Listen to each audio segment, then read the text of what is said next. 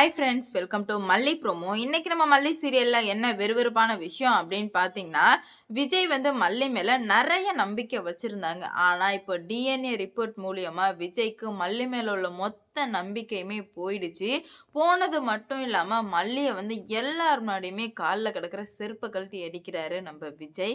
இதனால என்ன நடக்க போகுது? என்னதான் நடந்துச்சு? அப்படின்னு சொல்லிட்டு தாங்க இந்த வீடியோல நம்ம பார்க்க போறோம். இப்போ டிஎன்ஏ ரிசல்ட்டுக்காக ரொம்பவே வந்து வெயிட் பண்ணிட்டு இருக்காங்க மல்லியும். மனோகரனும் வெயிட் பண்ணிக்கிட்டே இருக்கும்போது என்ன நடக்குது அப்படின்னு பார்த்தீங்கன்னா, வீட்டுக்கு ஒருத்தவங்க வர்றாங்க. அதாவது நிஷா வீட்டுக்கு ஒருத்தவங்க வர்றாங்க. அந்த எஸ்ஆர்எம்ன்னு சொல்லிட்டு அந்த இன்ஸ்டிடியூட்ல அந்த பிளட் டெஸ்ட் எடுக்கிறதுலேருந்து. வந்ததுமே வந்து நிஷா கேட்குறாங்க, "நீங்க தானே வந்துட்டு ஒரு பிளட் டெஸ்ட் வந்து ஃப்ரீயா எடுக்கிறேன்னு சொன்னீங்க. இன்னும் ரிசல்ட் என்னாச்சு?" அப்படின்னு கேட்கும்போது, நாங்கலாம் அப்படி ஃப்ரீயா குடுக்கறதே இல்லன்னு சொல்லவுமே நிஷாவுக்கு படபடன்னு ஆவுது. "இல்லங்க, நீங்க தாங்க உங்க இதுலருந்து தான் ஒருத்தவங்க வந்தாங்க." அப்படின்னு சொல்லவுமே, "இல்ல மேடம், ஷூர் மேடம். கண்டிப்பா அந்த மாரிலாம் இல்ல." அப்படின்னு சொல்லிட்டு, "இல்ல சார், கால் பண்ணி கேளுங்க." ஏன்னா வந்து குடும்பத்துல உள்ள மொத்த பேர் பிளட் டெஸ்ட் எடுத்துட்டு போயிருக்காங்க அப்படின்னு சொல்லும்போது, கண்டிப்பா அந்த படபடப்பு வரதானே செய்யும். அந்த படபடப்பு வந்ததுமே கேட்குறாங்க, கன்ஃபார்மும் ஆயிடுச்சு. ஃபோன் பண்ணி கேட்டா இல்ல. நிஷாவுக்கு டவுட் வந்துருது. அப்ப எதுக்காக பிளட் டெஸ்ட் எடுப்பாங்க? அவங்கள்ட்ட நிஷா கேட்குறாங்க, எதுக்காக பிளட் டெஸ்ட் எடுப்பாங்கன்னு கேட்கும்போது, இந்த மாரி இந்த பர்ப்பஸ் இல்லன்னா கண்டிப்பா டிஎன்ஏ டெஸ்ட்டுக்காக தான் எடுப்பாங்க அப்படின்னு சொன்னதுமே, நிஷாவுக்கு என்ன பண்றது போறதுன்னு தெரியாம கோவத்தோட வீட்டுக்கு போறா. வீட்டுக்கு போனதுமே வந்துட்டு, "ஏய் மல்லி இங்க வாடி" அப்படின்ற மாரி கூப்பிடவுமே, "என்னாடி? எதுக்குடி என்ன கூப்பிட்ட?" அப்படின்ற மாரி கேட்க, "ச்சீ! நீ கேவலமானவன்னு தெரியும். ஆனா இவ்ளோ கேவலமானவன்னு எங்களுக்கு தெரியாது." அப்படின்ற மாரி சொல்லவுமே, விஜய்க்கு கோவம் வந்துடுது. மல்லிய திட்டவும். "என்ன நிஷா வாய் ரொம்ப நீளுது, அடி வேணுமா?" அப்படின்ற மாரி கேட்க, "இங்க பாருங்க, இன்னொரு வாட்டி என்கிட்ட இந்த மாரி பேசுற வேல வச்சுக்காதீங்க. உங்க பொண்டாட்டிய ஒழுங்கு மரியாதையா கண்டிச்சு வைங்க. இல்லன்னா நடக்கிறதே வேறையா இருக்கும். இந்த கல்யாணம் நடக்காது." அப்படின்ற மாரி நிஷா சொல்லவுமே, உடனே வந்து சுடருக்கு பயம் வர ஆரம்பிக்குது. என்னடா இது! நமக்கு எதிரி மல்லி தானே! நிஷா எதுக்கு இப்போ வந்து இதெல்லாம் வந்து பண்ணிட்டு இருக்கா?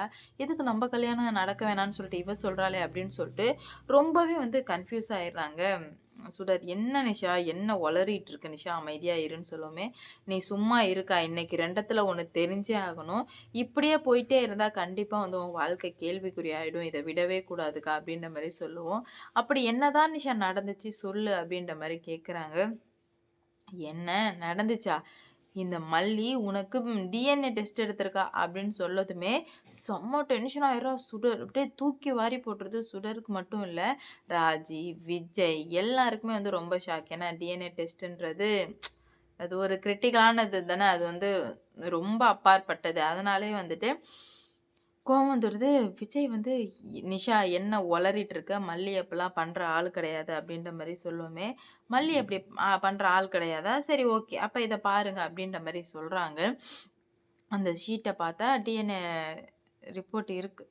உடனே வந்து மல்லிக்கு வந்து, "நான் எதுவும் பண்ணல." அப்படின்ற மாரி சொல்லவுமே, விஜய் வந்து கேட்குறாங்க, "மல்லி, இதுக்கும் நீ சொல்லு. இத நீ ஏதாவது பண்ணியா?" அப்படின்ற மாரி கேட்குறாங்க. "இல்ல விஜய், நான் டிஎன்ஏ டெஸ்ட் குடுக்கலாம் எதுவும் பண்ணல விஜய்." அப்படின்ற மாரி சொல்றாங்க.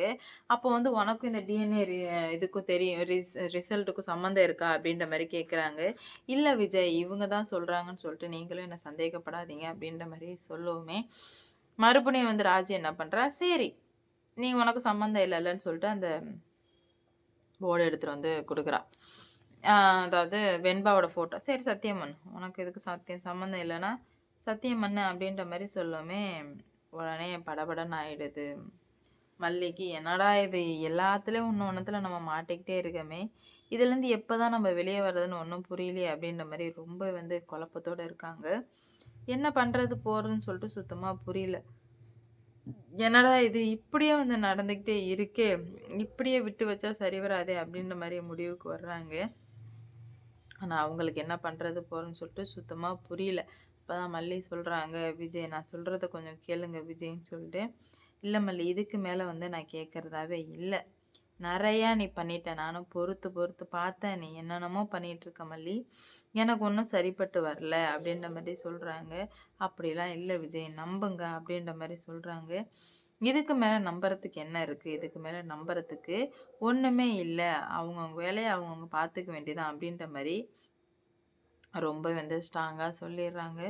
மல்லிக்கு என்ன பண்றது போறதுன்னு தெரியல. அது டிஎன்ஏ ரிசல்ட்ல உள்ளத பார்க்காம, தேவையே இல்லாம இந்த மாரி பேசிட்டுருக்கோம். அவங்க ரொம்பவே வந்து கன்ஃப்யூஸ் ஆயிர்றாங்க. "என்னடா நடக்குது இங்க? ஒண்ணுமே புரியலையே!" அப்படின்னு சொல்லிட்டு ரொம்பவே வந்து குழப்பத்துல இருந்துட்டு இருக்காங்க. பார்ப்போம் என்ன நடக்க போகுது, எந்த மாரி கொண்ட்டு போறாங்க அப்படின்னு சொல்லிட்டு. மல்லி இப்ப இவ்ளோ முடிவு எடுத்திருக்கு. மல்லிக்கு வந்து இப்ப என்ன பண்றது போன்னே தெர்ல. ஏன்னா, ஏதாவது ஒண்ணு பண்ணி வெளிய வந்துரணும் அப்படின்ற மாரி தான் நெனைக்கிறாங்க. ஆனா எதுவுமே பண்ண முடியலையே, என்னதான்டா பண்றது? அப்படின்னு சொல்லிட்டு மல்லி ரொம்ப ரொம்ப வருத்தப்பட்டுட்டு இருக்காங்க அவங்க. ரொம்ப கொடுமையான வாழ்க்கை வாழ்ந்துட்டு இருக்காங்க. ஏன்னா அவங்களுக்கு சுத்தமா புரியல. இப்படியே போயிட்டு இருந்தா கண்டிப்பா வந்து சரிப்பட்டு வராதே. ஏதாவது ஒண்ணு பண்ணியே ஆகணுமே அப்படின்ற மாரி முடிவு பண்ணி மல்லி கேட்குறாங்க. விஜய் உங்களுக்கு என் மேல நம்பிக்கை இல்லையா விஜய் அப்படின்னு சொல்லிட்டு. நம்பிக்கை வர்ற அளவுக்கு யாருமே எதுவுமே நடந்துக்கலையே மல்லி. அப்படி இருக்கும்போது நான் எப்படி மல்லி நம்புறது அப்படின்ற மாரி கேட்குறாங்க. நான் என்ன சொல்றதுன்னு எனக்கு தெரியல மல்லி. இதுக்கு மேல வந்து நீ நம்புறதும் நம்பாததும் உன் விருப்பம். இதுக்கு மேல நீ என்ன வேணா பண்ணு அப்படின்ற மாரி சொல்றாங்க. என்ன நடக்க போகுது அப்படின்னு சொல்லிட்டு வெயிட் பண்ணி பார்க்கலாம். இவ்வளோ நாளா மல்லி இருந்ததுக்கும், இப்ப இருந்திருக்கிறதுக்கும் நிறையவே வித்தியாசங்கள். ஏதோ ஒண்ணு பண்ணி இந்த கல்யாணத்த தடுத்து நிறுத்தியே ஆகணும் அப்படின்ற மாரி ரொம்ப ஸ்ட்ராங்கா முடிவு பண்ணாங்க. ஆனா அது இப்படி ஆகும் அப்படின்ற மாரி எதிர்பார்க்கவே இல்ல. என்ன நடக்க போகுது? என்னதான் வந்து ஆகப்போகுது அப்படின்னு சொல்லிட்டு வெயிட் பண்ணி பார்க்கலாங்க. கூடிய சீக்கிரம் நம்ம மல்லி வந்து விஜய் கிட்ட எல்லாத்தையும் சொல்லதான் போறாங்க. விஜய் இப்படி இப்படிதான் அப்படின்னு சொல்லிட்டு நான் சொல்ல முடியாம தவிச்சிட்டு இருக்காங்க. அவங்களால என்ன பண்றது போறதுன்னு சொல்லிட்டு சுத்தமா புரியல நம்ம மல்லிக்கு. வெயிட் பண்ணி பார்ப்போம் என்ன நடக்க போகுது அப்படின்னு சொல்லிட்டு.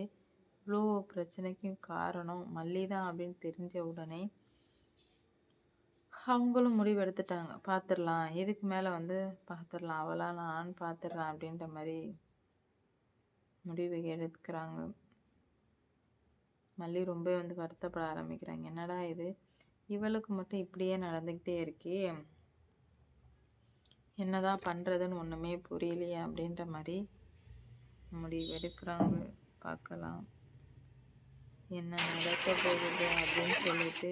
இவ்வளோ நாளா எவ்வளவோ நடந்துட்டு இருந்துச்சு. ஆனா இதுக்கு மேல வந்து எதுவுமே நடக்க முடியாத அளவுக்கு போயிட்டே இருக்குது. மல்லி எப்படி சமாதானம் ஆகுறாங்க? இல்ல என்ன பண்ண போறாங்க அப்படின்னு சொல்லிட்டு